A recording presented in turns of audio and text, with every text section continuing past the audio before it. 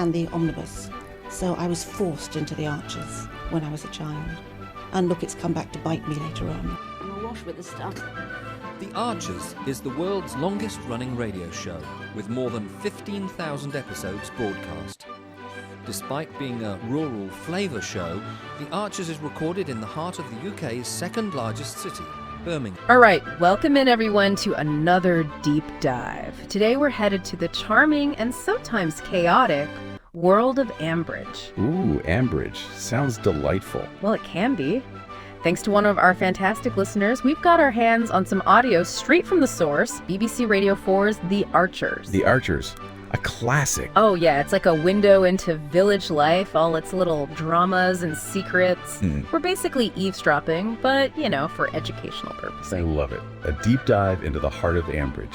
What could be better? Exactly. We're going to dissect these conversations, see what's really going on and why it matters, not just to the people in Ambridge, but maybe even to us out here. Because let's be real, no matter where you live, small town life has its own special kind of drama, right? Oh, 100%. We're talking about community, those unspoken rules, the way relationships work, and how people just deal with life's curveballs when everyone knows your business. It's that human element. Ambridge might be fictional, but the way these characters react, well, is something we can all relate to on some level. Okay, so let's jump right in. First up, we've got some serious cricket drama brewing. Ooh, cricket drama. That sounds intriguing. It is. Freddie, the new captain, well, he's not exactly winning any popularity contests right now. Oh, why is that? He's just kicked Jolene off the team. Apparently she missed 2 practice sessions. Nets, they call them. Uh-oh, 2 strikes and you're out. You got it. But Jolene's not having it. She's arguing that one of the missed practices shouldn't count because this new rule was sprung on them. Which, you know, fair point, new rule. How well was it communicated? Right, like when does a rule actually become a rule? It's that balance between structure and fairness, especially in a small community where everyone's connected. So what's Freddie's excuse? He's all about the rules, claims he checked with Lily, you know, Lillian. Yeah. And she said the rule was in effect. He even says he can't make exceptions, even for family, since Jolene's a relative. Sounds like he's trying to cover his bases, maybe avoid a tough conversation. You could say that, but hold on, because this is where it gets good.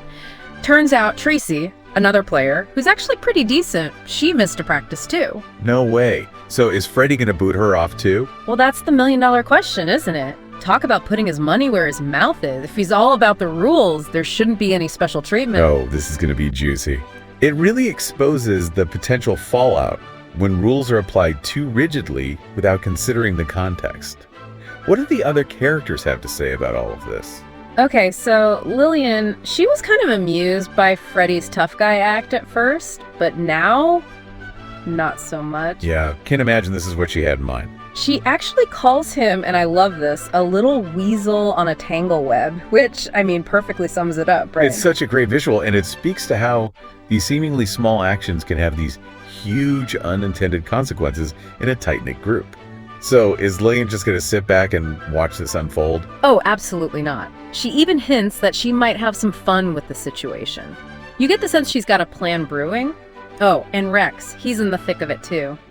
Seems like he might have even encouraged Freddie to drop Jolene at first. Interesting. Maybe some history there we don't know about. Could be.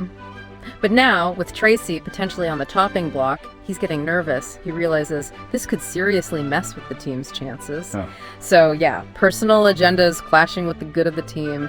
Classic. It really highlights those shifting allegiances and how individual motivations can play out within a larger group dynamic. It's like a mini social experiment. Totally. And then there's Jolene, understandably feeling like Freddie wanted her gone anyway, rules or no rules. Plus there's this hilarious conversation about whether anyone on the team is actually any good, you know, adding a dose of reality to all this drama. Yeah, like are they really in it to win it, or is it more about the community, the fun of it all? Exactly. And speaking of community, let's shift gears to Claire. She's just been laid off from the dairy. Oh no, that's never good news. No, especially in a small village where jobs aren't exactly growing on trees. She's worried, understandably. She's even thinking about applying to the chicken factory, but it sounds pretty rough. Eddie and Emma describe the bosses as right bullies. Yikes. Not ideal. Not at all. But as luck would have it, Fallon, who owns the local pub, needs help in the kitchen. And Emma, bless her heart, suggests Claire for the job. Sounds like a win-win, right? You'd think so. But here comes Lillian, ready to throw a wrench in the works. No, what she got against Claire? Well, she brings up this E. coli scare from years ago at Bridge Farm, which feels a bit like digging up ancient history, if you ask me.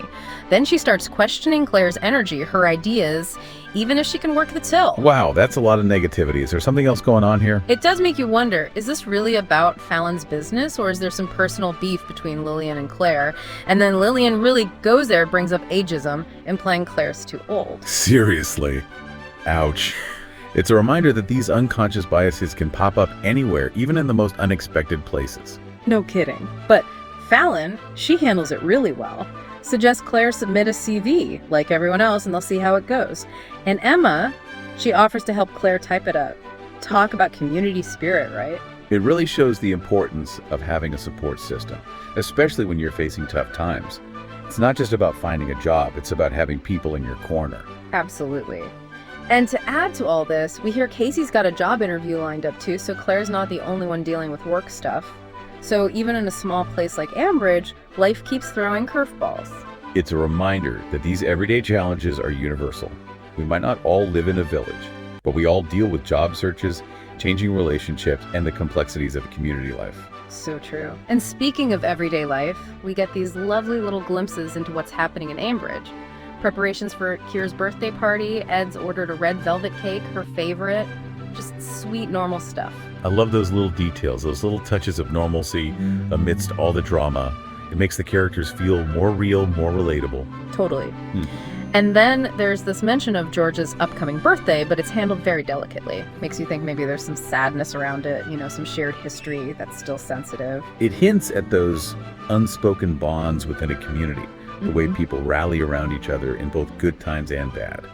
That shared history that shapes how they interact. And then Emma checks in on Fallon after Harrison's been away. It's that quiet support network that's always there. And Fallon says having Harrison gone has actually been healthy for them.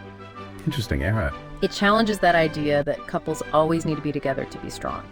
Sometimes a little space can be a good thing, even in the most loving relationships. Absolutely. And then we're reminded we're in the countryside.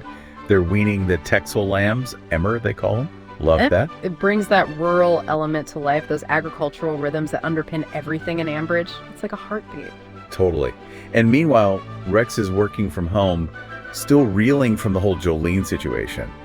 And then there's this awkward run-in with Rochelle, who basically ghosted him after his party. Ouch. Ouch is right. Modern dating woes, even in a place like Ambridge. It's a reminder that no matter where you live, those feelings of rejection and social awkwardness are universal. So true. And Lillian can't stay quiet for long. She says straight up that Freddie needs a kick, and guess what?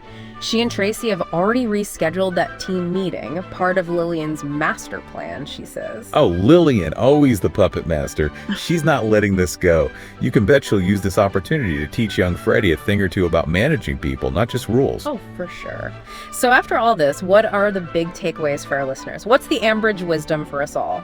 Well, I think this little peek into Ambridge shows us that even in a place that seems peaceful, there's always something bubbling beneath the surface. The cricket drama shows how a small rule can turn into a huge mess of emotions and consequences, and how everyone's got their own agenda. In Claire's job search, that highlights how easily our personal views, even biases we might not realize we have, can affect how we see others and their abilities. It's a reminder that even in a close community, things aren't always what they seem. Absolutely. And for me, those light bulb moments come from seeing how quickly a straightforward situation can spiral out of control. Like with Freddie, he thought he was just enforcing the rules, but look what happened. And the way people judge Claire, it makes you think, are we all guilty of that sometimes? Judging without really knowing the whole story. Right, because everyone brings their own baggage, their own experiences to every interaction. We don't always see things objectively. And that's something to keep in mind, not just in Ambridge, but in our own lives. So why should our listeners, wherever they are, care about this slice of Ambridge life? Why does it matter? Because even though we might not live in a village, those themes, they're universal. Dealing with rules and expectations, supporting each other, handling conflict, the ups and downs of work and relationships, that's life. Ambridge just gives us a really interesting, sometimes funny, sometimes dramatic way to look at it all. So well said. It's a reminder that people are people, wherever you go. Exactly. So here's a final thought for you to ponder. How often are the decisions made in your own life, at work, in your community, how often are they really objective? Or are they shaped by things that aren't being said, by personal histories, hidden agendas? Think about the tangle webs in your own life, the things that might be influencing things without you even realizing it. This little trip to Ambridge, it gives us a lot to think about, doesn't it? It does. It's a reminder that there's always more to the story than meets the eye. Thanks for joining us for another deep dive. We'll see you next time. Bye, everyone. So, what are you doing now? Just getting ready for the next episode. Just moving mics around. So, what do you do? I do the spot effects on the archers. Are you what we call Foley then? Kind of. Yep. Okay. And these are all part of the paraphernalia of production. Yep. That's the ball bar. This one. Yep. That's. Hayley so wanted to be in their own place when their baby came. It's due in 2 months. Not much chance of that now. But I mean, it would have been a stretch for him before he'd actually mind it. Well, I just wish there was something practical I could do to help him get along. I think The Archers has had this immense popularity over the years, basically because it has always very accurately reflected the reality of life and living in a rural community at whatever